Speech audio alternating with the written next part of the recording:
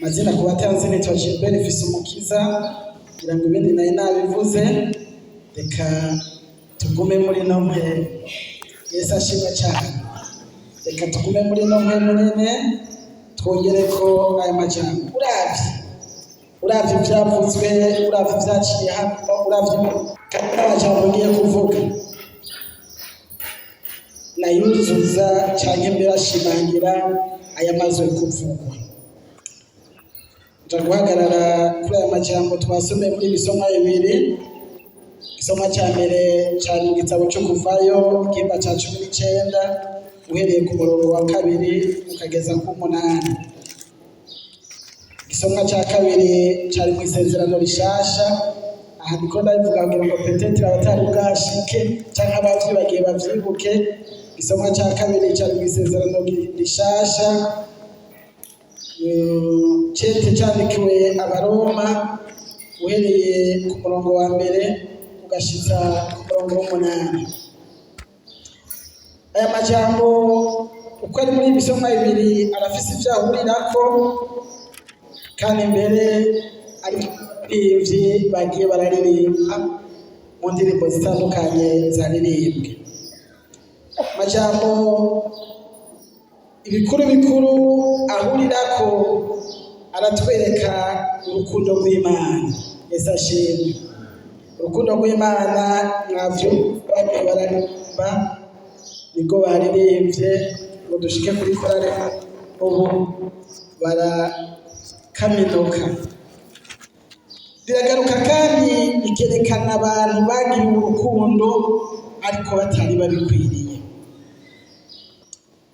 Haneniya ivyo wakiruka n'ivyo tugomba tuvugane ku rukundo rw'Imana. Umutwe w'amajambo nahaye aya majambo tugomba tuganire ngo urukundo rw'Imana niko ruzodushikana ku masezerano y'Imana nitwakomeza kuyumvira. Urukundo rw'Imana niko ruzodushikana Imana yadusezeraniye nitwashishikara kuyumvira. Yesu ashimwe cyane. Wiyumviriye ku rukundo rw'Imana birengeye ubwenge. Muri iyi siguro nza guhagarara ku tubazo nka tubiri vuga ngo urukundo rw'Imana ruvuze iki ku bantu bayo. Turaraba icyo rwasigura ku Bisirayeli n'icyo ruvuga kuri twebwe. Yesu ashimwe cyane. Abisirayeli nkuko twabonye muri kino gisomwa kandi nkuko dusanzwe tubizi ko amajambo si mashasha, ni hanga ry'Imana ryagiranye amasezerano n'Imana uhereye kuri sekuruza Aburahamu igihe yahamagarwa akurwa muri Uri mu Kaludaya, irakomeza no kubagiye baramukurikira muri bwa buryo nyene bw'urukundo rwayo, muri kwa kugaragaza urukundo rwayo. Haragera igihe Imana ibakura muri Egiputa ibajana mu gihugu c'isezerano, ico yari yarasezeraniye Aburahamu kera kwizohuruvyaro rwiwe ngo rukibemwo. Imana ishimwe cyane. Muri iki gihimba twasomewe rero no murongo wa 19 Abisirayeli bari bamaze amezi abiri kuko bari batanguye ukwezi kwa gatatu bavuye mu gihugu cya Egiputa.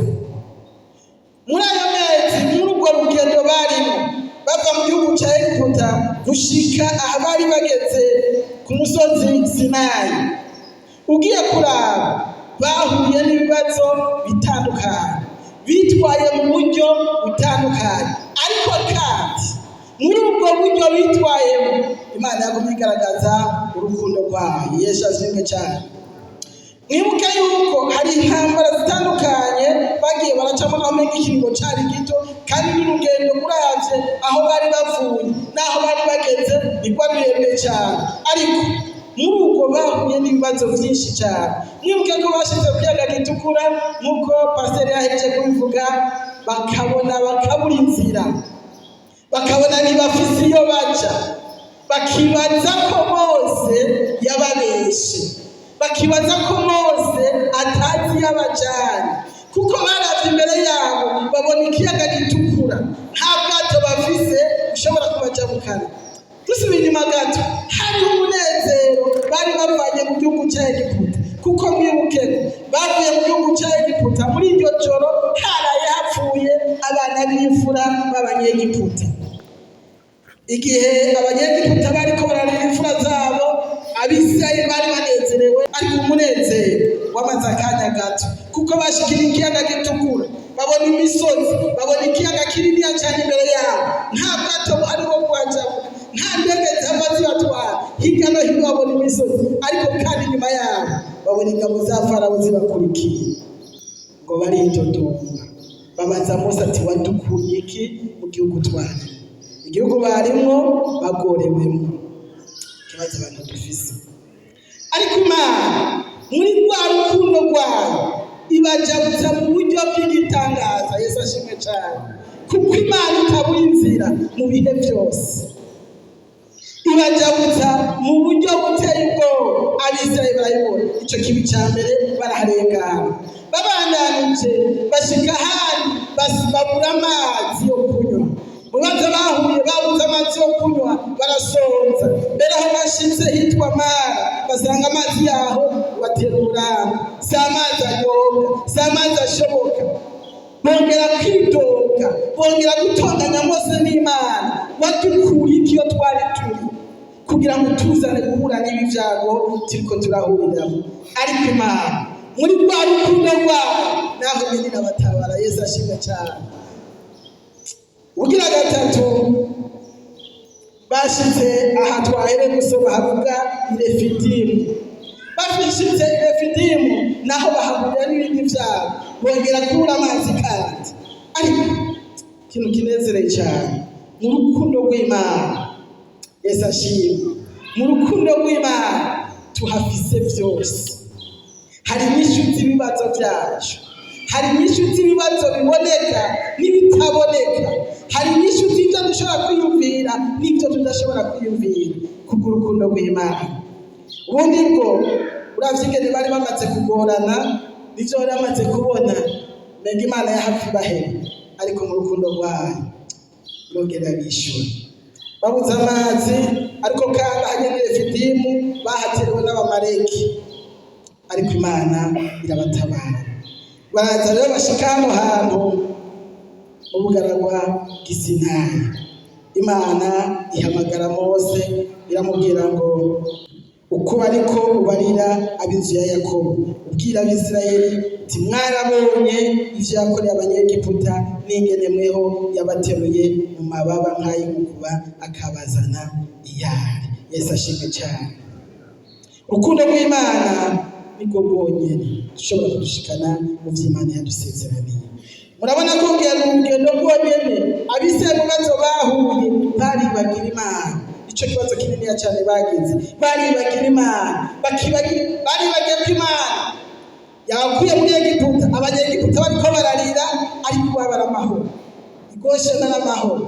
Baribagira ko bashitse ku kiyaga Imana yabacirinze mu buryo batabona, navyo baravyibagira. Bashitse Imana baridoga, barenganya Imana bashitse Refidimu, naho nyene bongera kwidoga, bibagira ko Imana yabahaye amazi, yabahinduriye amazi mabi ikayahindura meza, naho baridoga.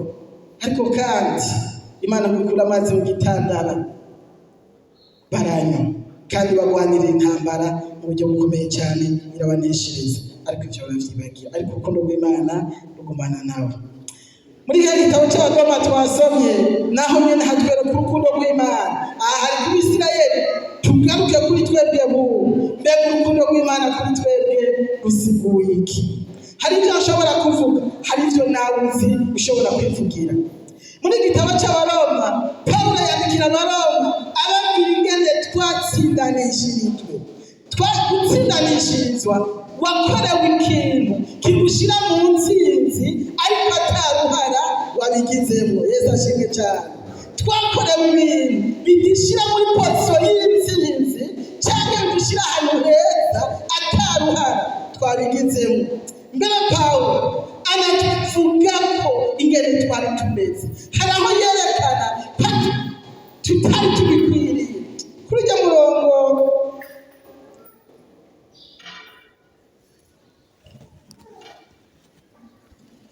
ku murongo wa 6 bavuga ngo tugifise intege ahandi bavuga ngo hamwe twari dupfuye. Abanyefeso 2 hamwe twari dupfuye twishwe n'ibyaha yatugiranye bazima na Kristo, ubuntu nibwo bwadukijije. Yesu ashimwe cyane. Hari ibyo twarimo, hari ubuzima twari tubayemo, ariko Imana kubw'urukundo rwayo, kubw'ubuntu bwayo, kubw'ineza yayo itugirira neza. Hari ahandi Pawulo yabivuze, ni muri Tito.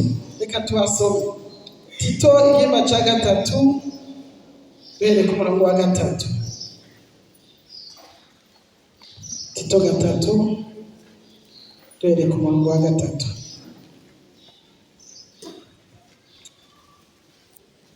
Havuga ngo kuko natwe nyene kera twari ibivu.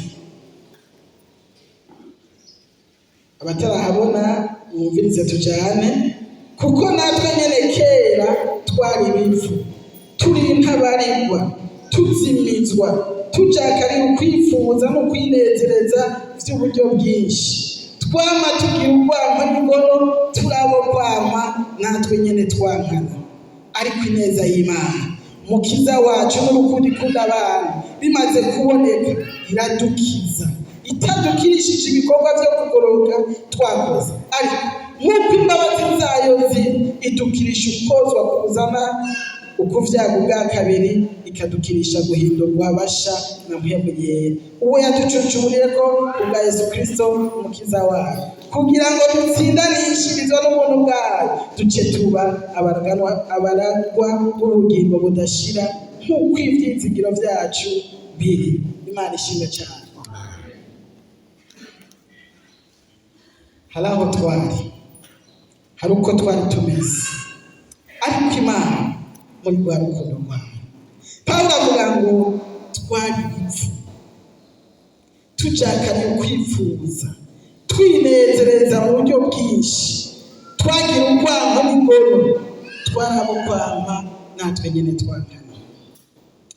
Subiza inyuma amaso urabe uko wari uri, cyane bidashoboka ko n'umunsi ari kukiri, ariko urukundo rw'Imana rurahari kugira ngo dutabare. Yesu ashimwe cyane.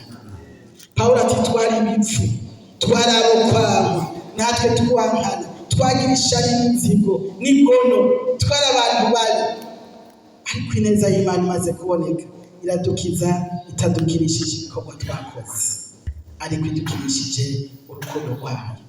Pawulo muri cya gitabo cy'Abaroma yavuze ngo kumbure umuntu mwiza umuntu yomupfira, umuntu yomwitangira, ngo ariko twebwe, haleluya, iyo nibutaka rero kashira handi hantu, ngo ariko twebwe yadupfiriye tukiri abanyabyaha, tukiri muri ibyo nyene, tukiri abo kwama, twankana, tugifise ishari n'ingono, tukibesha, tukica, dukora bya bindi, idusanga aho nyene, hanyuma iradupfira. Yesu ashimwe cyane. Uremye yavuze ngo ko wansanze ko niko wankunze, ubuntu mva nisanze, ni mwiza Yesu we, maso yanje yabonye ubwiza bwawe, ni mwiza Yesu we, uko wansanze uko niko wankunze, ubuntu mva nisanze, ni mwiza cyane we, amaso yanje yabonye ubwiza bwawe, niyo ndirimbo yanje, ni mwiza Yesu we. Haleluya. Amen. Uko yadusanze turi muri ivyo bibi, turi muri ubwo bupfu, tudashoboka, tudakunitse, uko yadusanze turi aho hantu hadashoboka, turi aho hantu habi. Bamwe yavuze ngo twaravutse, bamwe yavuze ngo twari mu bisanza, twari mu biki, ariko Imana idukura ngaho, turi ahantu hadashobotse, tudasobanutse, tudakunditse, iradukunda kandi iradupfira. Yesu ashimwe cyane. Iduha Yesu Kristo iduhagakiza, iradutabara. Uno munsi turuko turi, Imana ishimwe cyane. Imana yadukunze tudakunditse, kuko ikunda gukunda. Icyo cyonyine. Urukundo rwayo rwamwinjiye 150 rurengera ibibi twakoze. Bavuze ngo niyo natimiye nkamubabaza ntareka kunkunda nabikwiye, kandi kisubizaho yeza nuko nibuka urukundo rwiwe. Adukunda tudakunditse, tutarabitse, ariko yadukunda kugira ngo izodushikane ku bwiza bwayo, izodushikane ku kubona ubwiza bwayo. Yesu ashimwe cyane. Umuntu mwiza umuntu yomwitangira, ariko twebwe ntitwari tubereye kubw'urukundo rwayo. Pawulo avuga ku Banyefeso igihimba cya 4 avuga ngo kuko ari umutunzi w'ikigongo no kubw'urukundo rwayo yatugiranye bazima na Kristo, hamwe twari dupfuye, hamwe twari tumerewe nabi, hamwe twari mu byaha, hamwe bitashoboka. Kubw'urukundo rwayo itugira bazima. None ni gute tuguma mu rukundo rw'Imana? None ni gute hari icyo twabonye bavuze mu byo yakoze, n'ibyo byari bikomeye, ibisigaye izobikora. Yesu ashimwe. Hari ibyo yakoze kandi ugiye kuraba burya byose yarabikoze. Muri ibyo yavuze ngo ibyo dukenera byose biri muri Kristo. Yesu ashimwe. Ijambo ry'Imana Pawulo yavuze kukunezera kose kw'ibyo mw'ijuru n'ibyo mw'isi yabishyize muri Yesu Kristo, yaheze iramuduha. Haleluya. Yesu Kristo twahawe yashyizemo ibyo dukeneye byose, ibyo mw'ijuru n'ibyo mw'isi. Pawulo yarabyandikira Abanyefeso n'avuga ngo uri icyubahiro, uri intebe z'icyubahiro, uri ubukuru, uri ubutware, byose yabishyize muri we, iraheze iramuduha kubw'urukundo rwayo. Ataco twakoze, tutabikwiriye, tutabibereye, iraheze iramuduha. Mu yandi majambo, ibyo twari dukeneye byose yarabiduhaye muri Yesu Kristo. Dusabye iki? Kuba twarakiriye Yesu Kristo. Yesu ashimwe cyane. Kuba twarakiriye Yesu Kristo. Pawulo aravuga ngo nabyo nyene si kubw'inkomezi zanyu, nabyo nyene si kubw'ubwenge bwanyu, ariko ni kubw'ubuntu bw'Imana. Imana ishimwe cyane. Imana rero hari icyo iduhamagarira, hari icyo idusaba kugira ngo bikunde tugume tunezererwa ibyo yaturogeje mu rukundo rwayo, kuko turashobora kubitakaza. Hari abantu numvise ngo bakora byose ngo twaragiriwe ubuntu, ngo turi mu gihe cy'ubuntu. Oya, turashobora kubitakaza nitutaguma mu buntu bwayo. Yabwiye aba bantu, yabwiye ngo nimwanyumvira by'ukuri mukitondera isezerano ryiwe, muzomubereye yiharije, yitoranirije. Imana ishimwe cyane. Hariho kodiso, hari icyo dusabwa. Turasabwa gushishikara twumvira Imana, turasabwa kumvira ijambo ry'Imana. Ntibihagije ko twakijijwe, ko twacumuwe, ko twabohotse, ataco dutazi, kugira tuzoshike mu bindi biri imbere yacu. N'ibyo kuri icyo cyarakoze, kuko Yesu yaratanzwe. Wanashaka n'ijuru twiteze twarihawe muri Yesu, kuko iyo twakira Yesu Kristo nk'umwami n'umukiza, tuba twakiriye n'ibijyanye n'agakiza. Mu bijyanye n'agakiza harimo ubwami bw'Imana. Yesu ashimwe. Ariko rero ibyo kugira ngo tubibemo ubwo bwami, nibuke ko iyo dusenga isengesho rya Data wa twese uvuga ngo Data wa twese wo mu ijuru, ubwami bwawe ugire gute? Buze. Yesu ashimwe. Ubwami bw'Imana bubanza kutubamo, natwe tukazobubamo. Yesu ashimwe. Nimba butari muri twebwe, nimba butaba muri twebwe, n'ukubwinjiramo bizotugora. Tuvuga ngo ubwami bwawe buze. Iyo tuvuga ngo ubwami bwawe buze, ni ukuvuga dukore nk'iby'ubwami bawe bakora: ubucamanza, kwitaho imfubyi n'abapfakazi, kwitaho abamerewe nabi, gukora ibikorwa byo kugororoka, ubwami bwawe buze. Inyuma y'ivyo nitwumvira Imana tuzaba muri ubwo bwami twateguriwe. Imana ihabwe icyubahiro cyane. Irabwira ngo nimwanyumvira mukitondera ijambo ryanje muzohinduka inyegu niharije, muzohinduka ubwami. Sinzi ko aka kantu tukumva kugira ngo dushike ku kuba inyegu yiharije. Egome twaracunguwe, egome twarakijijwe, egome twaragiriwe ubuntu, egome urukundo rw'Imana rwaradukuye muri vya yindi, egome urukundo rw'Imana rwaratugize abo turi uno munsi, egome urukundo rw'Imana rwaradushikanye aho tugeze. Ariko Imana idusaba kuyumvira. Yesu ashimwe. Imana idusaba gushishikara kuyumvira kugira ngo ibitwaraza urukundo rwayo bishikamishwe muri twebwe. Yesu ashimwe cyane. Hanyuma tuzorangize twinjira mu bwami bw'Imana tuba inyegu yiharije. Sinzi ko mwumva kuba inyegu yiharije ikintu rega yemwe mukivuga muti inyegu yiharije akantu k'Imana. Sinzi ko akantu k'Imana yahandi muri Ezekiel aravuze ngo uri mbone y'ijisho ryanje. Yesu ashimwe. Ugukorako azoba akoze mu mbone y'ijisho ryanje.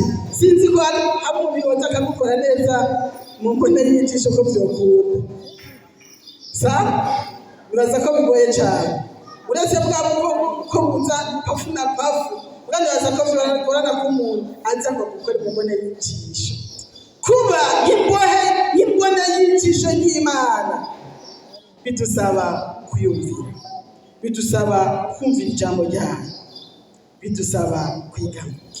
Ibisigaye byose twaraheba mu rukundo rw'Imana, ariko turasabwa kumvira Imana kugira ngo bikunde tubahe Imana. Twokora gute kugira ngo dushishikare twumvira Imana? Bidusaba kwibuka ibyo yadukoreye. Yesu ashimwe cyane. Kugira ngo bikunde duhagarare neza muri uwo murongo biradusaba kuguma twibuka ibyo yadukoreye. Ugiye kuraba mu rugendo rw'Abisirayeli ingorane nini yabagize kwabaye kwibagira, kandi natwe niko tumeze. Duhindukiza amaso wirabe. Ejo ntiwiganye, mu gitondo ntiwiganye, none burya nta kintu gihe wiganye Imana ikagutabara. Twibagirane imbuga. Imana yabwira Mose ngo genda ubabwire uti mwarabonye ivyo yakoreye abanyegiputa n'ingene mweho yabateruye ku mababa nkayikuma. Bidusaba kwibuka ivyo Imana yadukoreye, biradusaba kandi no kwibuka intahe z'abantu kuko nazo zirimo bidukomeza. Yesu ashimwe cyane. Hari ivyo itagukoreye yakoreye abandi kandi wamenye, ivyo navyo bidusaba kuvyibuka, bidusaba kubizirikana, bidusaba kwama tuvyiyumvirako, bidusaba kwama turindira ku ijambo ry'Imana. Gutyo tuzohinduka inyegu Imana yiharije, gutyo tuzohinduka ubwami bw'Imana. Birashoboka ko hari ibyo ducamo bikaduca intege, ariko urukundo rw'Imana ntiruhinduka. Yesu ashimwe cyane. Urukundo rw'Imana ntiruhinduka. Urukundo rw'Imana rutandukana n'ubwo papa nkunda cyangwa gukunda cyangwa ababyeyi batunda cyangwa abandi dufise badukunda, kuko rimwe na rimwe hari aho bihinduka. Ijambo ry'Imana rivuga ngo umuvyeyi yo kwibagirwa umwana wiwe, ngo ariko Imana ntibishoboka. Yesu ashimwe. Birashoboka ko abadukunda nitugeranye iyo ariko urukundo rw'Imana hari abantu urukundo rw'Imana n'urukundo abavyeyi babakunze, kuko batete n'ababahemukiye bakayibona ngoya rurengeye ivyo. Umuvyeyi arashobora kwibagirwa umwana wiwe, umuvyeyi arashobora guta umwana wiwe, ariko Imana ntibishoboka kuko tuba mu biganza vyayo, ituhoza kwinjisho ijoro n'umurango, kandi ivyo ntibikora kuko twakoze ibigororotse. Ibyo ntibikora kuko twatunganye. Niyo twazimiye tukayibabaza, haleluya, niyo twazimiye tukayibabaza, ntireka kudukunda tutabikwiriye. Iki turonderako Yohana muvyete vyanditse navuze ngo nimwakora icyaha dufise umwitsa kuri data, ni Yesu Kristo umugororotsi, uwe niwe mpongano y'ivyaha vyacu. Twibuke ivyo Imana yadukoreye, twibuke n'ivyo yakoreye abandi, gutyo tuzohindukire Imana yiharije, tuzirikane ijambo ryayo. Imana ibahezagire.